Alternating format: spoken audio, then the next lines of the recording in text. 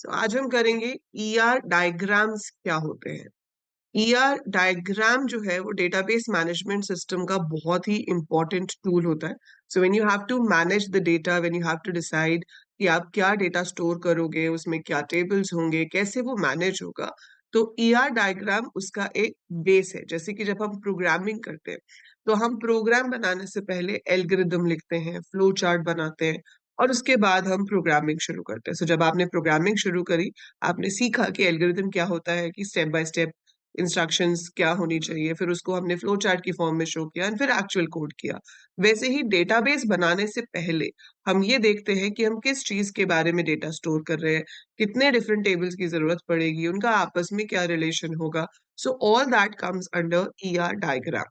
Full form क्या होती है? E stands for entity, R stands for relationship.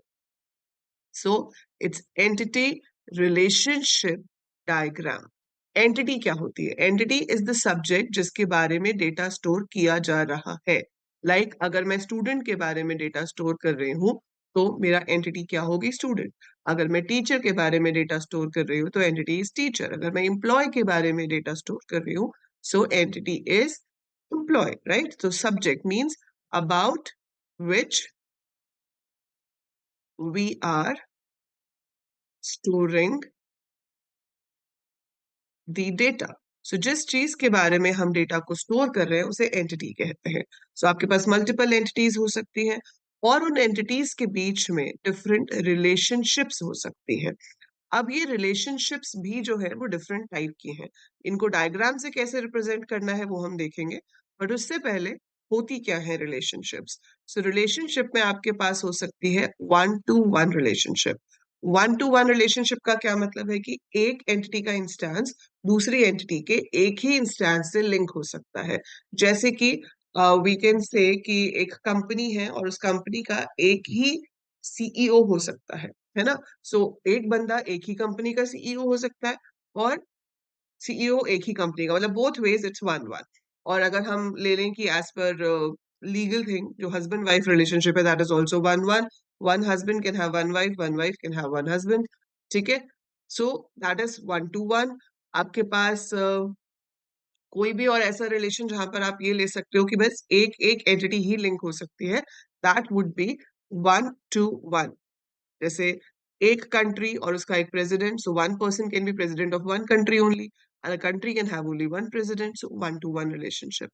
Then हमारे पास आता है one to many relationship. One to many is a relationship of, let's say, a department can have many employees, a class can have many students, right? So that is one to many. एक student तो एक class में ही होगा ना, लेकिन एक class में multiple students हो सकते हैं। तो एक तरफ से one relation है, एक तरफ से many relation है। One employee can be part of one department, but one department can have many employees, right? So that is one to many. One set of parents can have many children, but वो children के parents तो एक ही होंगे, so that is one to many relationship. Many to one भी आप इसी को कह सकते हो। ठीक है? अगर आप फर्स्ट वाले के पॉइंट ऑफ व्यू से देख रहे हो तो one to many होगा, दूसरे के पॉइंट ऑफ व्यू से देख रहे हो तो many to one होगा। फोर्थ आपका जो है वो है many to many. It is the relation like we have student teacher relationship. So student teacher relationship is many to many. One student can have multiple teachers for different subjects. So एक student के multiple teachers हो सकते हैं और एक teacher के multiple students हो सकते हैं। So that is one to many, sorry that is many to many relationship. So जब आप कंपनी में काम कर रहे हो तो आप एक से ज्यादा प्रोजेक्ट्स पे काम कर सकते हो और एक प्रोजेक्ट के अंदर एक से ज्यादा एम्प्लॉयज काम कर रहे हो सकते हैं। तो प्रोजेक्ट और एम्प्लॉय का जो रिलेशनशिप है that is also many to many. ठीक है? आपके पास लाइब्रेरी है। ठीक है? लाइब्रेरी में एक बुक एक ही बंदे को इशू होगी ना, और एक बंदा मल्टीपल बुक्स इशू करा सकता है। तो पर्सन टू बुक्स हो गया one to many. Person one है लेकिन he can have many books, but one book can be issued to one person only, so that's one to many. So you have to find out the relationship between the entities and we have a way to represent it in diagram. So diagram में उसको हम represent कैसे करेंगे वो आपको ER diagrams में देखना होता है। तो सबसे पहली चीज जो हम यहाँ शुरू करेंगे वो है कि एक एंटिटी को कैसे रिप्रेजेंट किया जाता है। तो अगर आपको डायग्राम में एक एंटिटी को रिप्रेजेंट करना है that is represented in a rectangular box. So आप यहाँ पर एंटिटी लिखते हैं। एंटिटी के साथ फिर यहाँ पर हमारे पास आते हैं एट्रीब्यूट्स। इन ओवल शेप। ठीक है, सो ओवल शेप में आप एट्रीब्यूट्स लिखते हो, तो ये क्या है आपके एट्रीब्यूट्स। अब इस एट्रीब्यूट में जो भी आपकी प्राइमरी की होगी that should be written a bit thicker and it should be underlined. So हम दिखाते हैं कि ये अंडरलाइंड है। ठीक है, अगर आपके पास कोई ऐसा फील्ड है जिसमें मल्टीपल वैल्यूज हैं, सो हम ओवल की लाइन डबल कर देते हैं, मल्टी वैल्यू एट्रीब्यूट हो जाता है। You can show a dotted line from N attribute and show like this, जैसे कि ये डेट ऑफ बर्थ है, डेट ऑफ बर्थ से डिराइव हो सकती है एज, तो एज एक्चुअली में टेबल में स्टोर नहीं हो रही है, पर मैं डेट ऑफ बर्थ से उसको डिराइव कर सकती हूँ, तो वो क्या हो जाएगा, डिराइव्ड एट्रीब्यूट। सो एक एंटिटी को इस तरीके से रिप्रेजेंट किया जाता है। फॉर एग्जाम्पल मुझे एंटिटी बनानी है स्टूडेंट की, तो मैंने एंटिटी शो की student, then I make this, और मैंने यहाँ पर दिखा दिया एडमिशन नंबर, अंडरलाइन हो गया। फिर आपने यहाँ पर दिखा दिया नेम, फिर आपको क्या चाहिए, कोर्स, फिर आपको डेट ऑफ बर्थ, मान लो आपने यहाँ पे लिया है डेट ऑफ बर्थ। ठीक है, डेट ऑफ बर्थ से डिराइव आपकी क्या हो जाएगी, age. Then you have let's say student का कुछ भी प्रोजेक्ट है या कुछ और चीज है जिसमें एक से ज्यादा वैल्यूज हो सकती हैं, तो आप ऐसे डबल बनाकर यहाँ पर लिख सकते हो, लेट्स से प्रोजेक्ट ही ले लेते हैं, तो हम यहाँ कर लेते हैं, तो something like that. So this is your entity. इस तरीके से हम एक एंटिटी को रिप्रेजेंट करते हैं, तो ये कोई बहुत मुश्किल चीज नहीं है, इट्स वेरी इंटरेस्टिंग अगर आप इसको ध्यान से समझ के करते हो। इसके हम बहुत सारे एग्जाम्पल्स करेंगे, हमें डिफरेंट डिफरेंट केस स्टडीज करनी पड़ती हैं, और उन केस स्टडीज के हम ईआर डायग्राम्स बना के देखते हैं। तो आपको यूजुअली एग्जामिनेशन में बोल दिया जाता है, केस स्टडी दी जाती है कि भाई ऐसा ऐसा सिनारियो है, इनके लिए डेटाबेस बनाना है, तो इनका ईआर डायग्राम आप बना के दिखाइए। ठीक है, अब ये तो हो गया कि भाई एंटिटी कैसे रिप्रेजेंट होती है, पर एंटिटी रिलेशनशिप डायग्राम है ना आपका, तो एंटिटी रिलेशनशिप डायग्राम में हमें दो एंटिटीज के बीच में रिलेशनशिप शो करना है। सो रिलेशनशिप शो करने के लिए we use this rhombus sign. ठीक है, अब ये रिलेशनशिप दिखाता है, सो इस साइन का मतलब क्या है, we have to show the relationship between the entities. Different books में रिलेशनशिप को देखने के अलग अलग तरीके हैं। सो आपके कॉलेज में जो फॉलो हो रहा हो आप वो यूज कर सकते हो, बट अगर आप जनरली इनमें से कोई भी यूज करोगे तो वो गलत नहीं माना जाएगा। जैसे कि अगर मुझे 1 to 1 रिप्रेजेंट करना है, तो मैं एक लाइन यहाँ ड्रॉ करूंगी, एक लाइन यहाँ ड्रॉ करूंगी, this means 1 to 1 relationship between the entities. ठीक है, सो दोनों तरफ एक एक लाइन मैंने बनाई, इसका मतलब इनका जो रिलेशन है वो 1 to 1 है।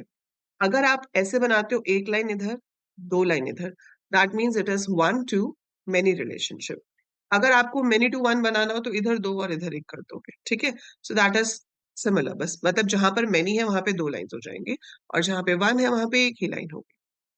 And then if you have many to many relationship, so we have two lines on both the sides, so इधर भी, so that designates many to many relationship। तो हम ये वाला मेथड यूज करेंगे। काफी बुक्स में आप ऐसे भी देख सकते हो कि अगर ये एंटिटी बॉक्स है तो ये ऐसे बना देते हैं, so if there is an arrow like this it means many, और जहां पर एरो नहीं होता, स्ट्रेट लाइन होती है, वो वन होता है। तो any of the methods you use, हम यहाँ लिख भी सकते हैं 1 1, यहाँ पे लिख सकते हैं 1n, और यहाँ पे लिख सकते हैं mn। सो mn का मतलब है many to many, की m number of elements can be related to n number of elements like that। so ये रिप्रेजेंट करता है आपका cardinality of relationship. So cardinality of relationship मतलब कितनी रोज आपकी रिलेशनशिप के अंदर इन्वॉल्व है। Now let's take an example. सबसे कॉमन एग्जांपल जो हमारा है वो हो जाता है एक कंपनी का, एक ऑर्गेनाइजेशन है, उसके अंदर एम्प्लॉयज हैं, उसके अंदर डिपार्टमेंट्स हैं, और आपको उसे ईआर डायग्राम से एक्सप्लेन करना है। तो हम क्या कर सकते हैं, मैंने एक एंटिटी ली एम्प्लॉय, पहले हम दो दो एंटिटी से शुरू करेंगे, धीरे धीरे हम आगे देखेंगे कि हम बहुत सारी एंटिटीज भी यूज कर सकते हैं। तो ईआर डायग्राम बहुत बड़ा बन जाता है जब बहुत सारी एंटिटीज हो जाती हैं। सो मान लो मैंने दो एंटिटीज ली, एम्प्लॉय एंड डिपार्टमेंट। रिलेशनशिप क्या है, employee works in, now many employees can work in one department, यही होता है ना। so multiple employees can work in one department। so मैं रिलेशनशिप को ऐसे शो करूंगी, दो लाइंस मैंने यहाँ बनाई, एक यहाँ बनाई, कि एक डिपार्टमेंट में मल्टीपल एम्प्लॉयज काम कर सकते हैं। सो मेनी टू मेनी हो गया, सॉरी मेनी टू वन हो गया। अब आप इनके एट्रीब्यूट्स बना दो। सो एम्प्लॉय का क्या होगा, एम्प्लॉय आईडी अंडरलाइन कर दो, दैट्स द प्राइमरी की। एम्प्लॉय का नाम हमें चाहिए, एम्प्लॉय की डेजिग्नेशन क्या है वो चाहिए, डेट ऑफ ज्वाइनिंग चाहिए, क्वालिफिकेशन चाहिए, सैलरी चाहिए, ठीक है, and you can take whatever you want. अब यहाँ पर हमारे पास डिपार्टमेंट का क्या होगा, डिपार्टमेंट नंबर होगा जिसके थ्रू हम डिपार्टमेंट को आइडेंटिफाई करेंगे, डिपार्टमेंट का नाम होगा, उसका मैनेजर कौन है आप वो स्टोर करा सकते हो, ठीक है, या और भी जो उसकी डिटेल्स है, नंबर ऑफ एम्प्लॉयज कितने हैं हम वो भी स्टोर कर सकते हैं कि how many employees we have in the department, something like this, ठीक है। So we can have it this way, ये आपके पास लिया जा सकता है, ठीक है। तो ये हो गया हमारे पास कि हम किस तरीके से एक ईआर डायग्राम बना सकते हैं। ये तो बिल्कुल बेसिक था, बिल्कुल बेसिक। अब आपको इसमें एक और चीज ऐड करनी है, आपको मैं कहती हूँ कि भाई हमारे पास प्रोजेक्ट्स भी हैं, we have projects also. So we can have multiple employees working on that project, and a project belongs to a department. ठीक है?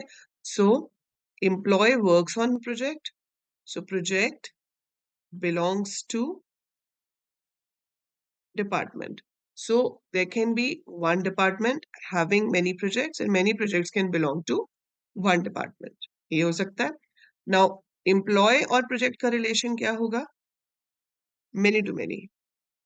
So employee या प्रोजेक्ट की तरफ से अगर हम रिलेशन ले रहे हैं तो हम यहाँ कह देंगे assigned to. So a project is assigned to an employee. Many projects can be employed to can be assigned to many employees. One employee can be working on many projects. So इसका relation हो जाएगा many to many. So एक project multiple employees काम कर रहे हो सकते हैं, मल्टीपल एम्प्लॉयज सिंगल प्रोजेक्ट पे काम कर रहे हो सकते हैं, तो वो many to many हो गया। इसके अलावा आप अपना ले लो कि आपके पास इसके फीचर्स क्या होंगे। सो प्रोजेक्ट का आईडी हो गया, प्रोजेक्ट का टाइटल हो गया, डेट ऑफ स्टार्ट हो गया, कब स्टार्ट हुआ था प्रोजेक्ट, ठीक है, टेंटेटिव डेट ऑफ फिनिशिंग क्या है, या जो भी आपको यहाँ पर स्टोर करना है, तो वो एट्रीब्यूट्स हम यहाँ पे ले लेंगे। So this is a sample ER diagram जो कि हमें ये दिखा रहा है कि एक कंपनी में कौन से एम्प्लॉयज हैं, कौन से डिपार्टमेंट में काम करते हैं, और प्रोजेक्ट किसको कैसे असाइंड है। So it is showing relationship between three tables of an organization: employee, department, and projects, right? So this is how we make an ER diagram. तो ER diagram बनाना बहुत ही important होता है जब हम database management पढ़ रहे होते हैं। So बहुत basic चीज है, प्रैक्टिस से आ जाती है। शुरू में लगता है इतनी सारी लाइंस बनानी है, कैसे बनाएंगे, but once you do it you will be able to work out. तो सबसे पहले आपको अपनी एंटिटीज क्लैरिफाई करनी है, आपको ये क्लैरिफाई करना है कि उनका आपस में रिलेशन क्या है, एंड अकॉर्डिंगली आप इसको ड्रॉ कर सकते हैं। So this is for the company. Now you can try making one AR diagram. तो वो AR diagram बनाने के बाद आप चाहें तो मुझे ऐप में चैट पे भेज सकते हैं। So अगर आपने AL Coders ऐप डाउनलोड की हुई है, even if you have not purchased any course, आप मुझे ऐप के ऊपर डायरेक्ट मैसेज कर सकते हैं, ठीक है। तो आप वहाँ पे जो मैसेज मुझे भेजेंगे वो मुझे मिल जाएगा। सो आप AR डायग्राम की जो फोटो है वो क्लिक करके मुझे सेंड कर सकते हैं कि हमने ये बनाया है, and I can tell you whether it's correct और नॉट, ठीक है। सो अब आपको किसका ट्राई करना है, आपको ट्राई करना है एक स्कूल के लिए, let's say. So you have to make an ER diagram for a school जिसमें आपको टीचर के एट्रीब्यूट्स एक्सप्लेन करने हैं, स्टूडेंट के एट्रीब्यूट्स एक्सप्लेन करने हैं, and let's say we have a library, तो आप उस एंटिटी को लाइब्रेरी ले लो या बुक ले लो, जो भी आपका मन करे। So you have to show कि भाई टीचर स्टूडेंट को पढ़ाती है, बुक जो है वो स्टूडेंट को इशू होती है। सो दैट वे आप इन तीनों एंटिटीज का आपस में रिलेशनशिप डिसाइड करोगे कि क्या होगा, और उसे बनाकर मुझे सेंड करोगे if you really want to learn, ठीक है। और अगर आप ये डेटाबेस मैनेजमेंट सिस्टम का कोर्स ज्वाइन करना चाहते हो, ऐप के ऊपर अवेलेबल है, so you can explore that and join it from there. Otherwise आप यहाँ से वीडियो देखकर आप ये बना रहे हो and you want to get it check, so app में चैट ऑप्शन पे जाकर आप मुझे पिक्चर भेज सकते हो एंड चेक कर सकते हो। नेक्स्ट क्लास में हम ये वाला डायग्राम बनाएंगे, ठीक है, ताकि आपको एक बार कंफर्म भी हो जाए, जिन लोगों ने नहीं भी भेजा है वो भी कंफर्म कर सके कि यस इसी तरह से बनेगा या नहीं। और इसके अलावा हम ईआर डायग्राम में और भी कुछ एडवांस कंसेप्ट्स करेंगे एंड कुछ और ईआर डायग्राम्स बनाएंगे ताकि आपकी प्रैक्टिस हो सके। We will also be solving previous year questions में से ईआर डायग्राम। तो जो पहले एग्जाम्स में ईआर डायग्राम बनाने को आए हुए हैं वो भी हम देखेंगे कि किस तरह से आते हैं, ताकि आपको पता हो कि भाई टॉपिक तो समझ आ गया, लेकिन एग्जैक्टली इसका क्वेश्चन कैसा आएगा और उसको अटेम्प्ट कैसे करना है। ठीक है, सो that is it for today.